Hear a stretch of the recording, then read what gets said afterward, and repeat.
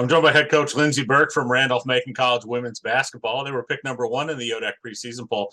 Coach, how are you doing today? I am good. I feel like it's been a lot of time, right, in between last season and this season, and then by that same accord, I feel like we blinked and we're back. So I'm excited to be here. There's a lot of blinking going on, because I can't believe that we've got our first fall championship this weekend with cross country starting. But we're there now. We're getting basketball together. The first of our 2 days that we're going to have in Salem with the Salem Rotary Club women's basketball first on Thursday the 27th, and men's basketball the following week. But we have you here now talking about your number one ranked ODAC squad, if you will. Let's start with last season, because that's a lot where it's coming from. You make a title run into the title game last year, finishes the runner-up in your first full season there at Randolph-Macon, given that you only had 4 games in the COVID year. Talk a little bit about that from your perspective first, what it was like to get that first full season under your belt, how you feel coming into this year, and the experience of your team last year. Yeah, I mean, it's great to be picked number one. Just shows, like some respect for my team and in my staff, in the league. And I'm sure I would share the sentiment with my fellow ODAC coaches and coaches around the country that you want to finish number one. You don't want to just be picked number one. So I do think our team will be excited, to hear that we are, the preseason favorite. But I know a lot of, people that were wearing Randolph-Macon gear walking out of Salem last year that didn't leave with a net and didn't leave with any hardware.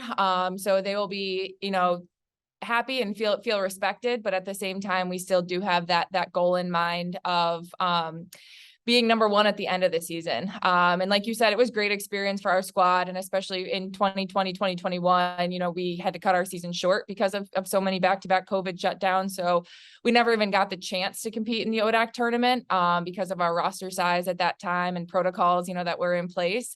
So to be able to be there and even get that experience last year, I think, our players, especially playing 3 days in a row, have, taken that experience with them. And I hear them talk about it now at practice, like if we have 2 hard practices, back-to-back days, this is what the ODAC tournament's going to be like. And it's always interesting because, we do have 10 returners on our team from last year, but we also have 6 newcomers. So, for over half of our team, it still resonates pretty deep. And then for, a good chunk of our team as well, they weren't there. So, as much as we talk about last year, this is also the 22-23 team. It is their year this year too. We're not going to continue to live in the rear view mirror. We took that experience. We've learned a lot from it, but we're definitely looking at the future. Absolutely. Things do appear closer in those rearview mirrors than they appear. So obviously you've got some of those players back from that squad. Talk a little bit about what you expect from your returning players this season, including any all-conference members you may have. Sure. Yeah. I mean, we lost 2, senior starters last year in Becca Anthony and Amy DeBell. And they both played really big roles for us. We wouldn't have been in that championship game without Amy's, performance against Lynchburg in that semifinal game, a 20+ point performance for her. She really rose to the occasion, on that night. So I credit, our seniors heavily from last year's team for us even getting to that ODAC championship game. We really rode kind of their coattails there for a while. But, we do return a lot this year in, first team all conference member, Catherine Kagi. We return our senior point guard, who will now be a 5th-year senior in Sheridan Hatfield, and our returning wing in Juliana Park.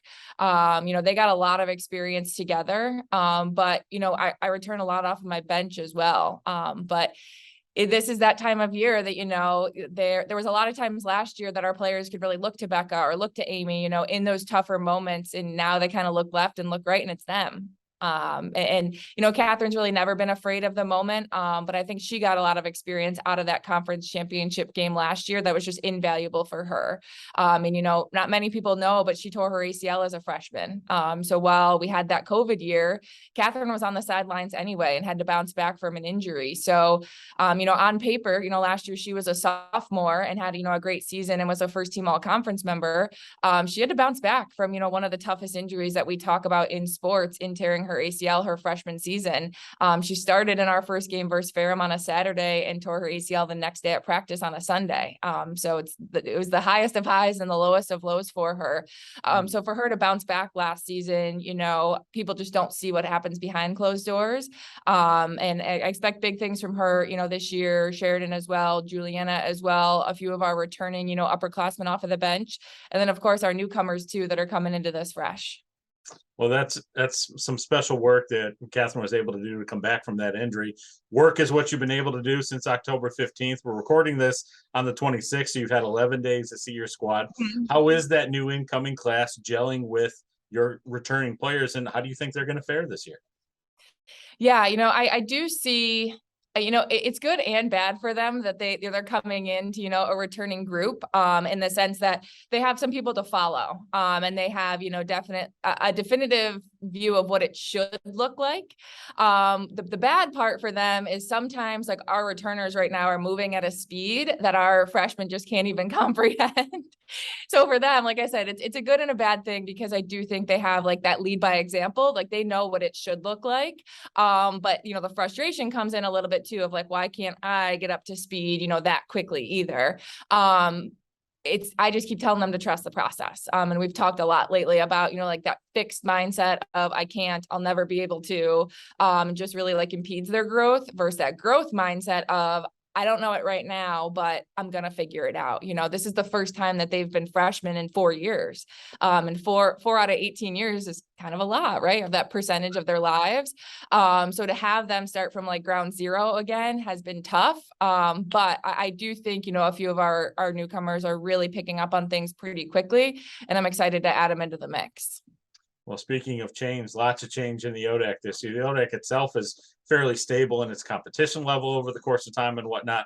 But we have some new faces leading programs this year, including a brand new program with Avery coming into the fold, new coach at Virginia Wesleyan. Stephanie Flamini is back in the league, not at Guilford, but at Bridgewater now. The former Bridgewater coach is at Guilford in her second season. So musical chairs all over the place. Talk a little bit about what you see from the conference this year, maybe what you expect, knowing that only 7 of 16 all-conference players are back.